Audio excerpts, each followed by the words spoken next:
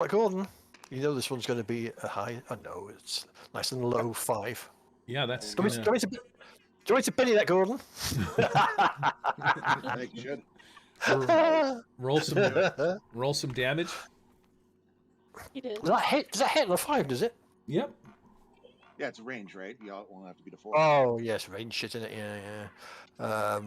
Oh, what is it? It's 2d6. Okay. Yeah. Roll that. What you means?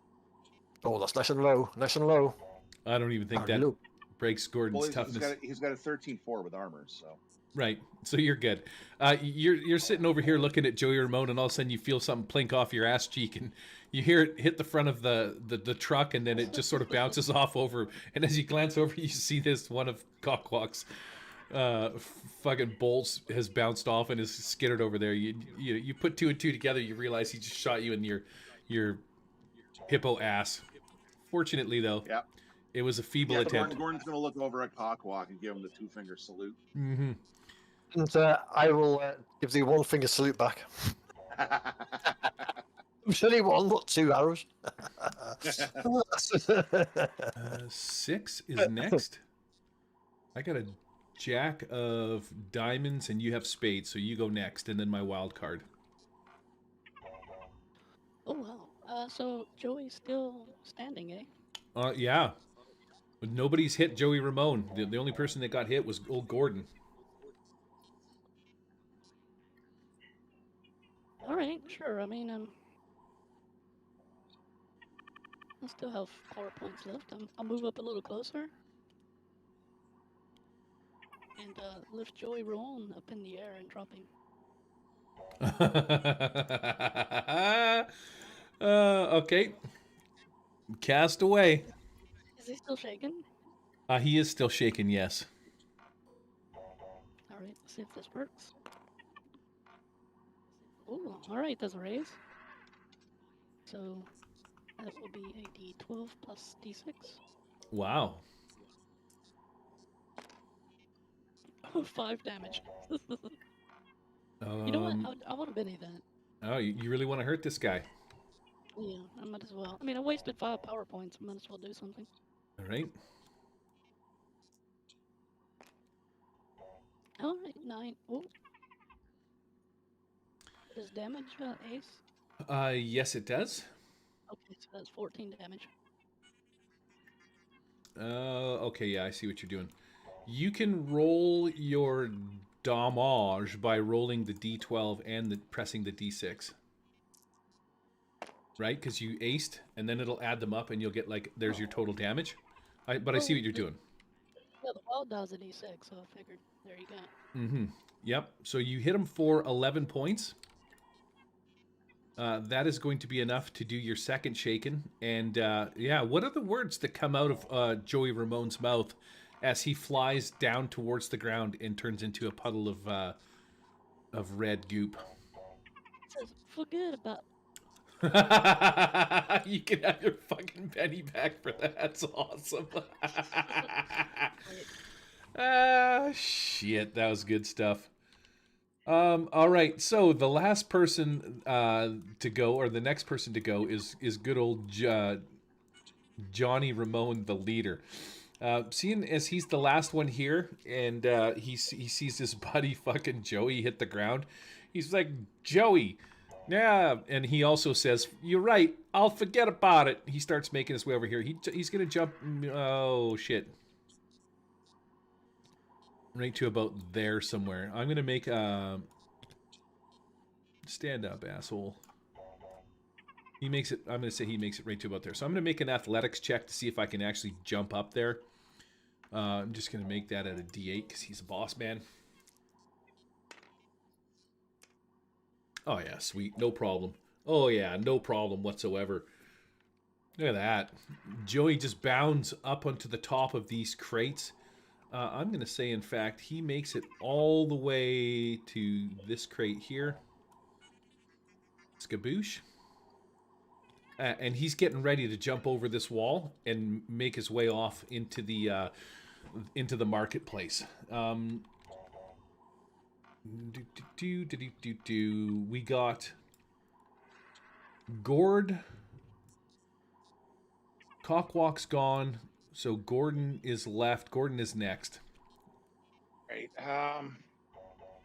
Well, fuck it. He's already taken off. I don't want to chase after him. So he's gonna pick up Johnny's body and throw it at him. That's a human missile. What did Joey have for weapons? Joey has a gun. He has a pistol.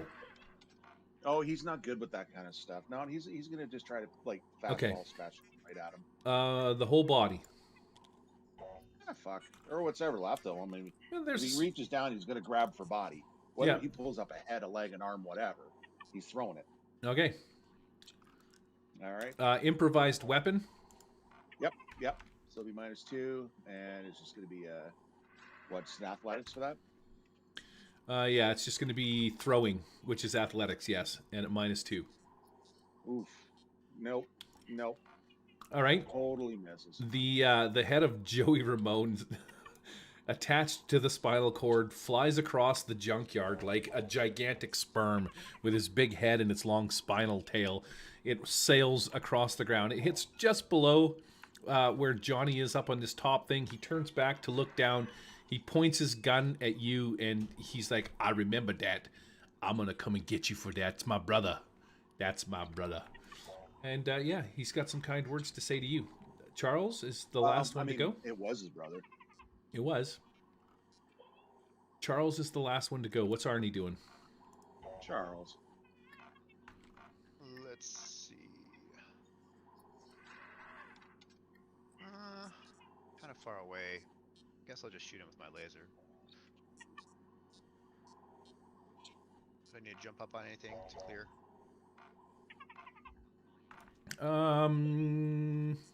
No, I think from my perspective, you got a shot at him. Yeah, I think you got a shot at him. You got a clear shot. He's kind of up on top of those crates. Even though you're tucked into the corner there, that's just going to be a straight shooting roll. It's my worst thing. And that I don't have it. Shit. Okay, let's see what happens. Do it at a -2. Yes, sir. 4 hits. Yeah, that's going to be a success. Huh. 2d6. Oh, bye. See you later. 4 whopping points of damage. That is enough to hit him, but it's not enough to break his toughness. He gets shot in the back. I'll Benny that.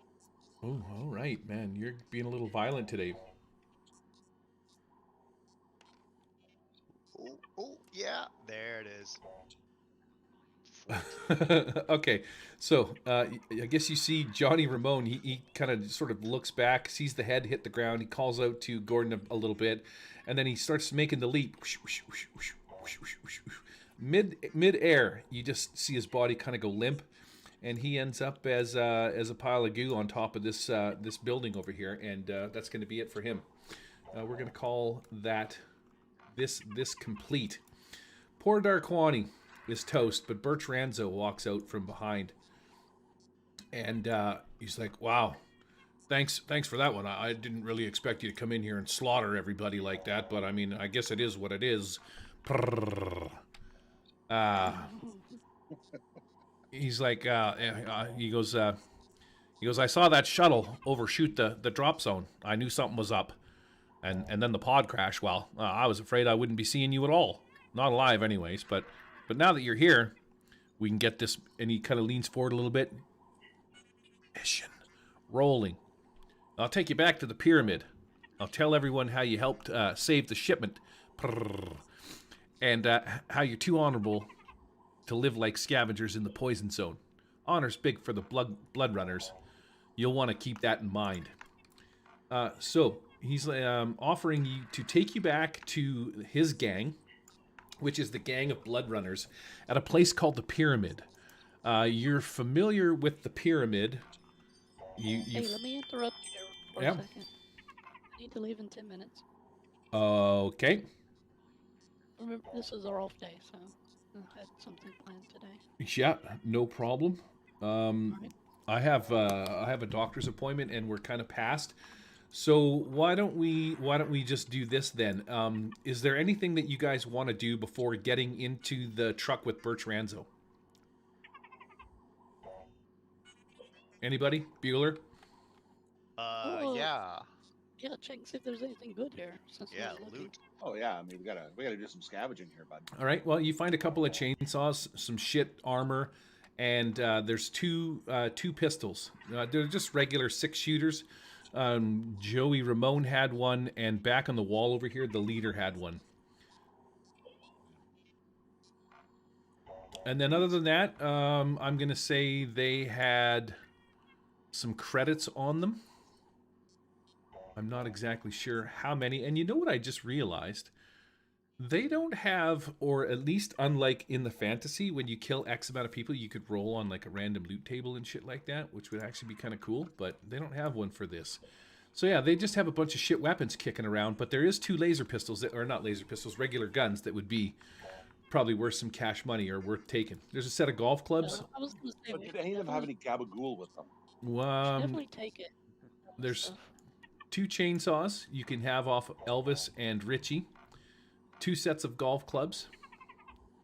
What did Debbie Harry have? She's got a big ass club. I might actually just cut this club out and give this club to Gordo. I'll put that big fucking thing on your deal there.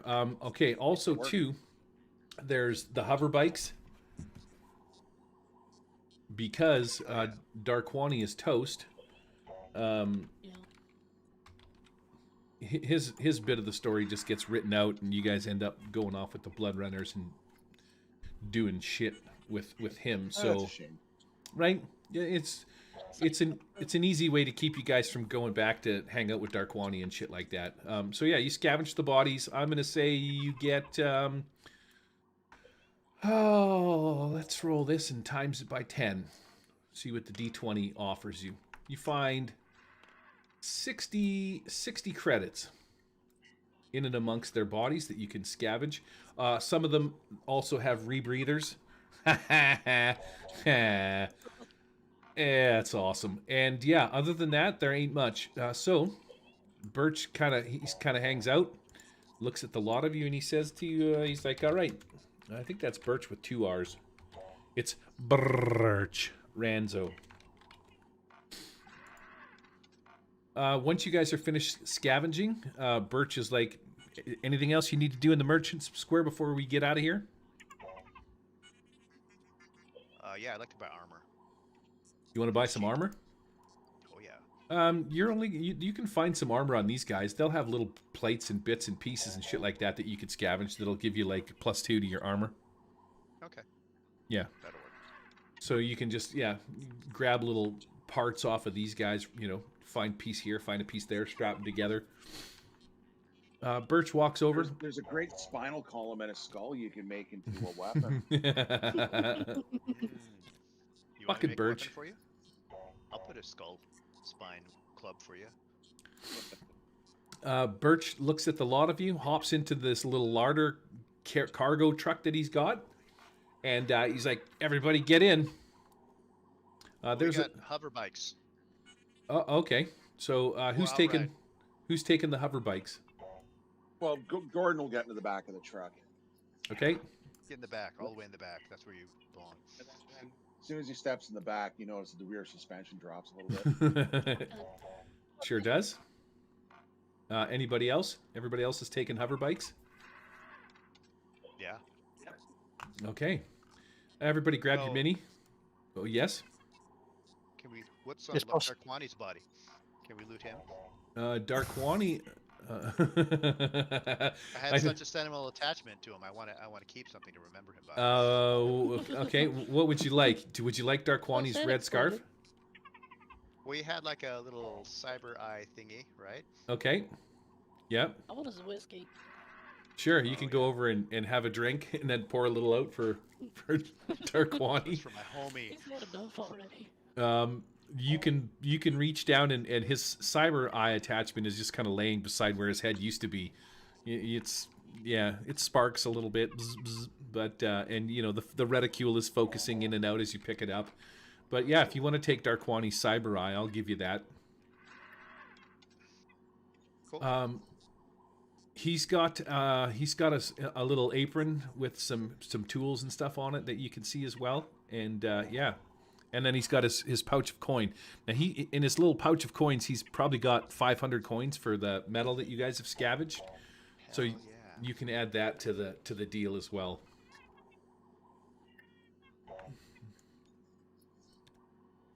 I'll remember you every time I spend this. Okay, so I'm going to clear this map so that we can get rid of that womp womp noise that's happening all the time. And we'll get rid of these guys. And into the Outlands, Part 3, the Trials. We will end this at this next section here, but I'm going to run you into the intro, and then we will kill it here. So Ranzo, he slides one of the doors back, and obviously he's only talking to Gordon because Gordon's the only one there. But through Gordon's implant, and because you guys are all part of Jumpcorp, you all have the same connection, and you're all within range. The three of you are riding through the desert on your speeder bikes that you've picked up, and you're following Birch in his truck with Gordon in the back. Gordon says that he drives through some old canyons and stuff, leaves the market. You can see it, in the distance. It's slowly fading out of sight. He's talking to Gordo, and he gives you like a little bit of a brief travel log of where you're going. He's like, right now we're out in the poison zone. Over there in the distance is Relics Point, and Relics Point is, at one time, was a bustling city, right, with skyscrapers and stuff like that. The mining operation on the planet on Irongate was a bustling kind of a city corporation kind of a thing they had going on there. So it's the city is a fair size. It's fallen into ruins. It's been in decay for quite some time, and you can see that in the distance. It's just like a bunch of maybe not really like super skyscrapers, but regular style ones, half size kind of a deals. There's some 3, 4, 5, 6-story buildings where the apartments for people that were working in the mines and stuff like that before everything sort of went south and everybody had to pound salt off the planet. So that's kind of what Relics Point looks like from the distance. You can see in the center of town, in and amongst the area, there's one of the giant air scrubbers that filters out all the poisonous air as you're over there. And as you're driving along, he kind of sticks his head out the window a little bit, takes a big whiff of the air, the fresh air, the poisonous air. He's like, this is the Outlands. So he explains that the roads outside of the urban areas are off limits to all vehicles except for those of the Blood Runners. It's how we maintain our monopoly, he explains. It's also how we build our fleets. Someone's on the road with a truck or a floater, the Blood Runners take it, he says. As the urban areas fade away into the background, you can see like a rugged canyon-filled territory of the Outlands. He says, as he kind of looks around, he's like, it's a good place for an ambush. They're all good places for ambushes. And he kind of chuckles a little bit.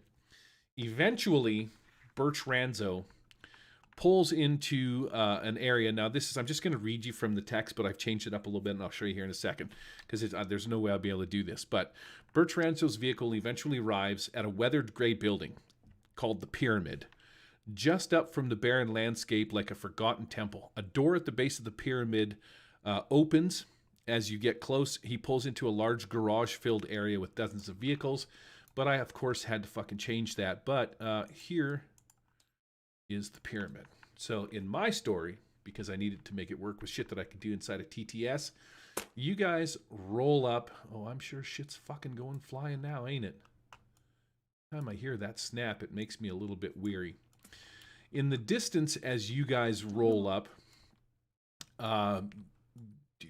here is the cart. I will put your cyber bikes and stuff like that, but this is Birch Ranzo. Gordon pops out of the back, lands in the front, and Birch gets out and he walks over and he starts talking to this guy here. This guy, Dubakai Jang. He looks like the big shot, the leader, this old guy, and they have a bit of a little chat.